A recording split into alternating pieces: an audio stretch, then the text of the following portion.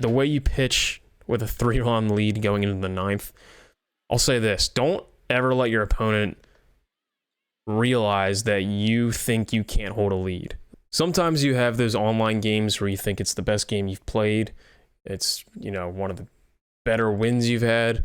You've played in extra inning games. You play in walk-off wins. I think it all depends on where you're at in the standings, in your personal rankings, if you're just trying to reach a personal best, or you're trying to reach a new tier, such as World Series, Hall of Fame, whatever it may be. Now, I think it depends on all of that. I also think it depends on your opponent's capability. I'm going to go through a game here I played yesterday, I think, and was too tired from work to record it, but I'm going to go through it. It's a great game. I've played with live series teams. I've played with theme teams. But again, I mentioned it depends on the opponent and where you're at in the rankings. Those games that I won with them, all great games, but they were played at, either all-star level or low Hall of Fame. I haven't made World Series since 2021, I believe. And I think I may have mentioned I made it in 2022, last year's game, but I can't remember. I do remember the last time I made it in 21 for sure. So I don't play as competitively as I used to, but making World Series is a huge goal for a lot of people. So right now, I'm happy with my record, 118-59 overall.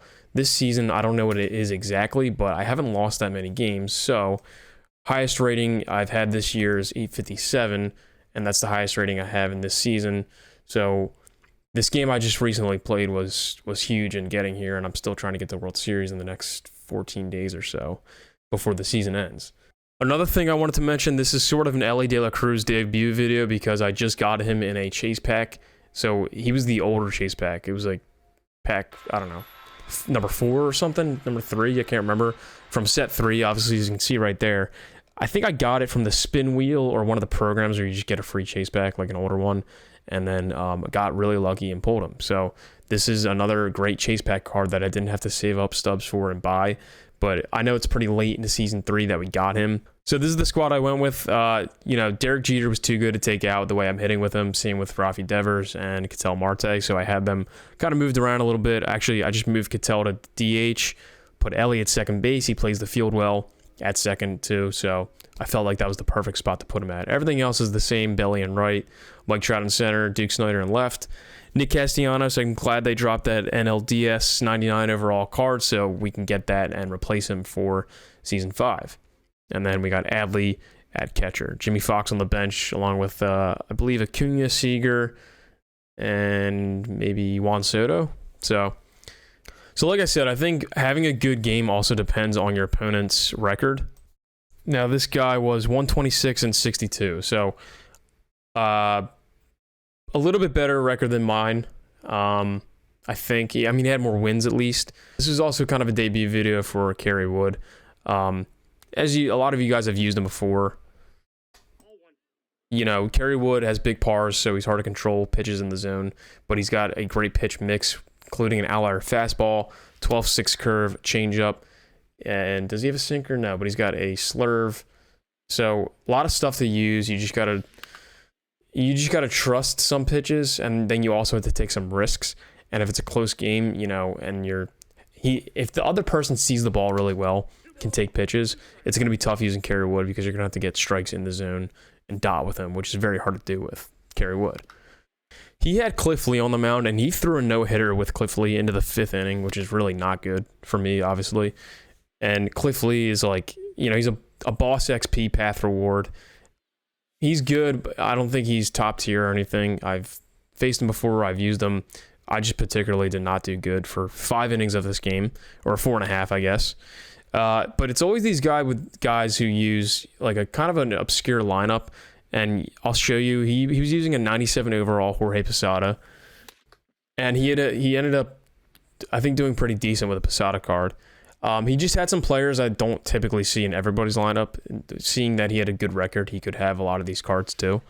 So it's always those guys you got to worry about, not the ones with you should worry about anyone with a good record, but sometimes the ones with like the weird cards. There I hung a cutter over the middle.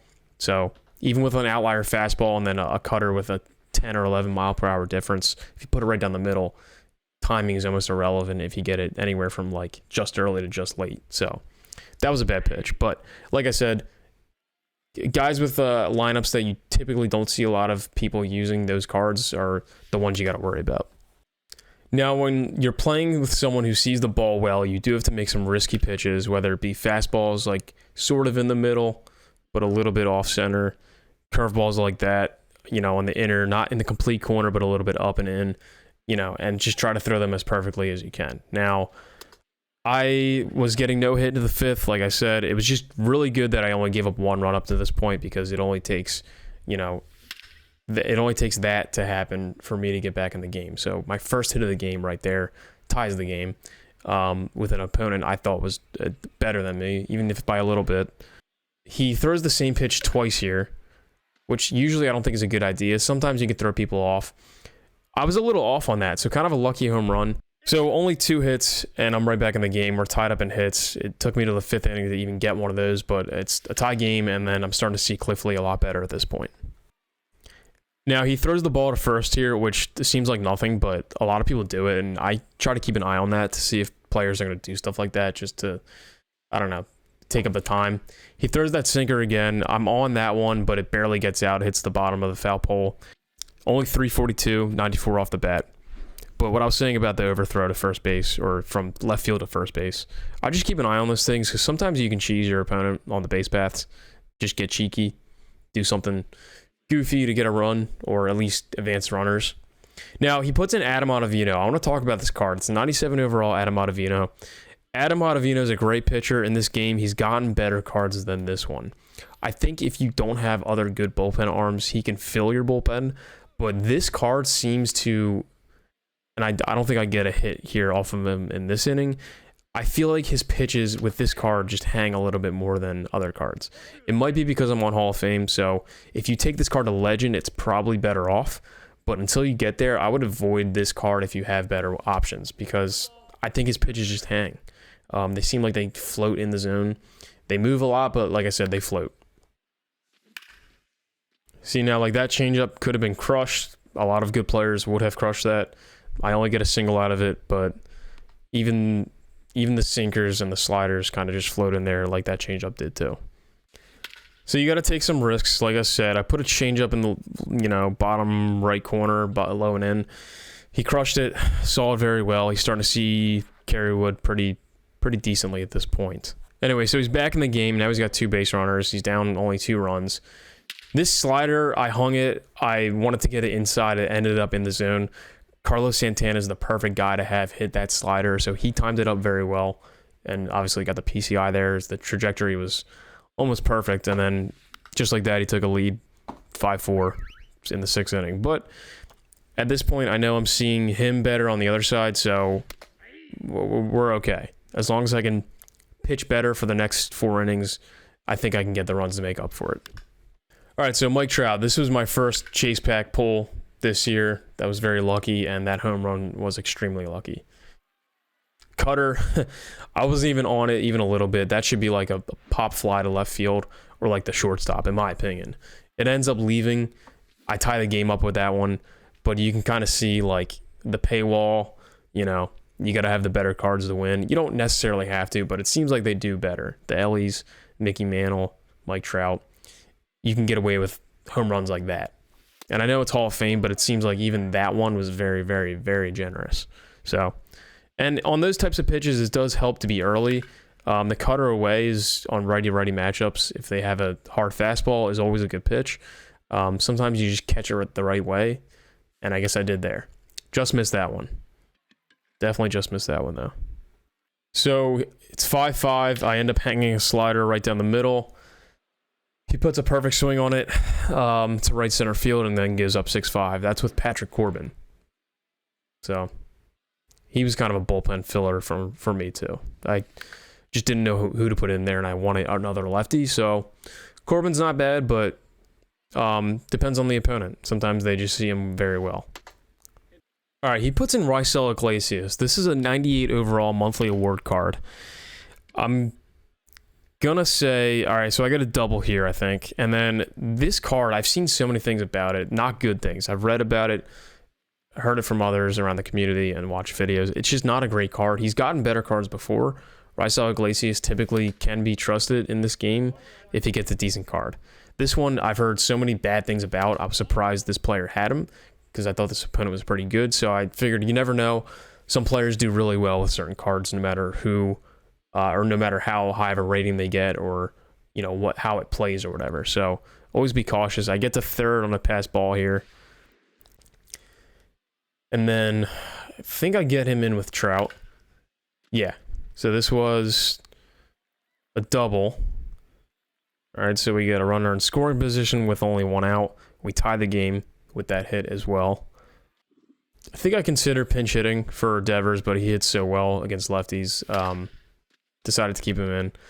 Get a good hit there. Now, he ends up throwing it to third. My mentality was, I'm just going to send Trout home, and I can hold him up and bring him back to third if he ends up gunning it towards home. But he throws it to third. Now, remember earlier I was saying he was throwing the ball in weird places, so I figured why not? Let's see what he does. Throws it to third. Trout's fast enough. The game can't react fast enough to get, his third baseman to throw it home and get him out. So I end up kind of stealing a run there, but that was definitely a big mistake by him to throw it to third like that. Obviously, no reason to. So we get a run. And then we also get Devers in scoring position with only one out. So I get out with Ellie, and then he makes another big mistake here with this pitch. It's a hanging, sweeping curve. Ended up in the zone. I don't think he meant to put it in the zone. Maybe he meant to release it later or just put it somewhere else. But big mistake by him. I'm able to hit it out. And now I got a nice 3-run lead. Somewhat comfortable, somewhat uncomfortable. So the way you pitch with a 3-run lead going into the 9th, I'll say this. Don't ever let your opponent realize that you think you can't hold a lead. Like, don't start throwing balls, worrying about giving up home runs when you have a 3-run lead. It's okay to give up a solo shot, and I actually do end up giving up a solo shot. Right here. Yeah, so a 2-seamer right down the middle.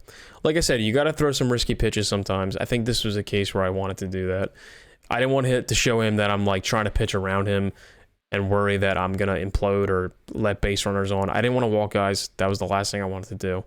You got to challenge a person with a 3-run lead in the 9th. Like, you got 3 outs to go. They got 3 runs to make up. Just go right after them. That time it didn't work out, but we had 1 out on the board. So I could afford a little bit of risk. I think I put an Aaron Gagne here, and I believe I made some pretty good pitches with Gagne. Change up on the outside complements his outlier fastball very well. He swings early on it, puts it in play. And then this fastball on the outside is a pitch I was trying to avoid because he seemed like he was on it all game. And I somewhat get away with it here, but changing eye levels makes him, pop out, do things like that. So we get the win. But just a little bit of inside the mind of my strategy when I'm in these types of games where it's like close and back and forth of the way you got to pitch and hit and whatnot. But that was one of my better games. So gets me to an 857 ranking, and I'm still going to try to get World Series in the next, 11 or 12 days, however long I have. So that was it. So just wanted to share that with you. And thanks for watching.